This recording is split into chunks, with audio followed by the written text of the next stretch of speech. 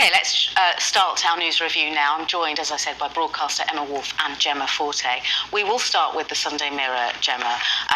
Their headline, Tories are rigging rules on election. What's going on here? I'm glad the Mirror are calling this what it is. The Tories would call it reform. It's not. It's rigging.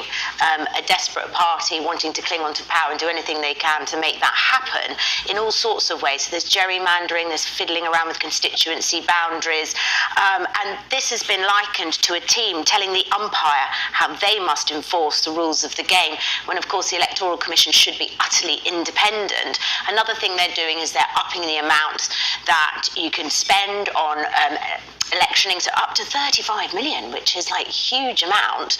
And the other thing, which is really bad, is this introduction of voter ID, which is utterly unnecessary. Yeah. So in the last 8 years, I think you've had 5 cases of electoral fraud versus thousands of people, maybe millions potentially, being turned away at the polling station because they don't have ID. Who said, actually, changing that ID rule was detrimental. I think it worked against them in the council elections, which is amusing.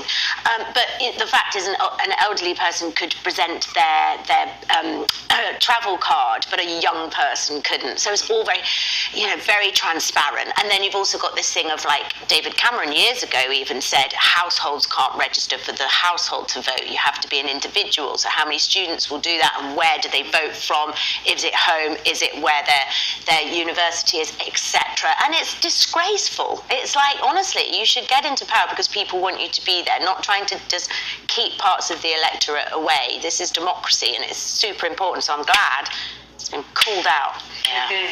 Well, the other big story, Emma, this is the Sunday Express, and it's their splash is saying that Rishi Sunak is targeting older voters, the Saga generation.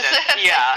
So he's been, well, obviously we know both parties are really getting onto an election footing. They're really gearing up. We were just talking beforehand about whether we think it'll be autumn, or whether they'll push it to the beginning of next year, or whether they'll go in the spring or whatever. But both parties are very much in that sort of mindset.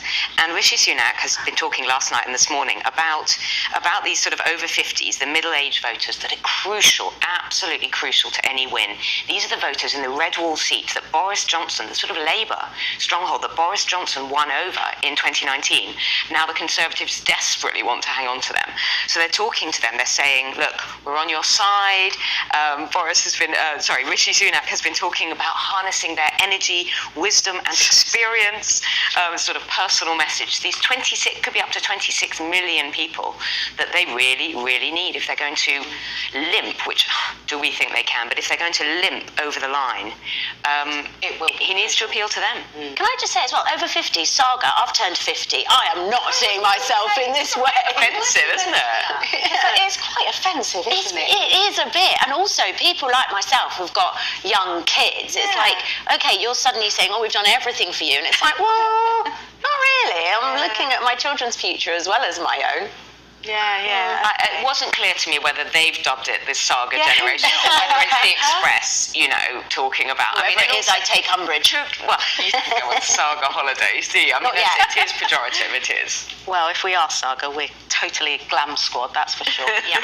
The Sunday Telegraph, let's focus on that now, Gemma, because it was almost 2 weeks ago that the US, UK launched these missile strikes in Yemen, and now what we're hearing is a former defence chief saying if there were land strikes, the UK military would be severely damaged here. They wouldn't be able to carry it out. And this is what's so fascinating about the news cycle, is just suddenly things come to light that you hadn't been giving any consideration to before, perhaps, if it's not your industry. And suddenly you've got all these people in the armed forces saying, we are not properly equipped for certain types of warfare.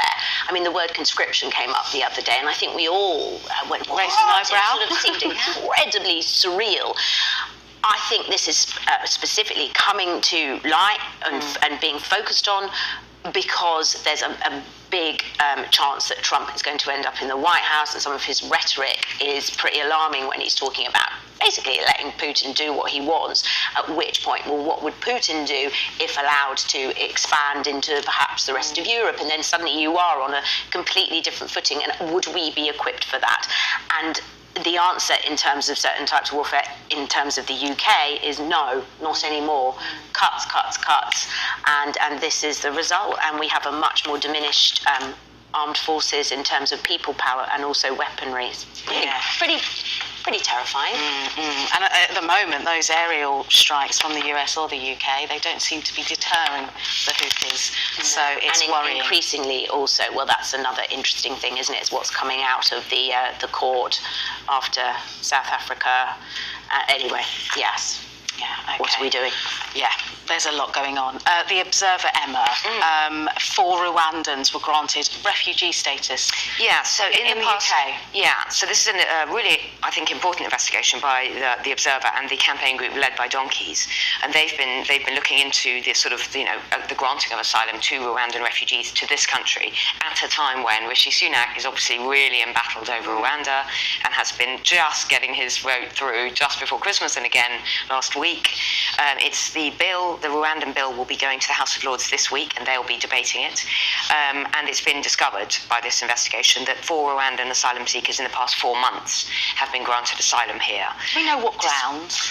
Fear of persecution. Well-founded fears of persecution, despite the fact that Rishi Sunak claimed that Rwanda was unequivocally safe.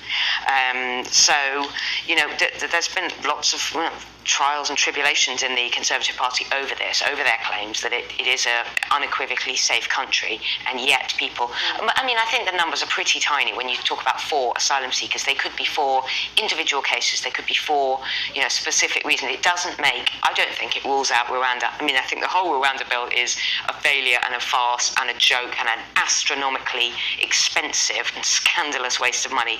And I don't think planes will ever take off. So I'm not defending Rwanda, but I do think that we have to be clear. This is 4 asylum seekers who've come to this. The optics around it, Gemma. The optics, it's like the thick of it. Once again, you've got Sunak defying the courts, who said it's not safe. So it is safe. We're going to say that it is. We're going to write in a bill that it is safe. That'll make it safe. And then at the same time, we're taking in people because it isn't safe.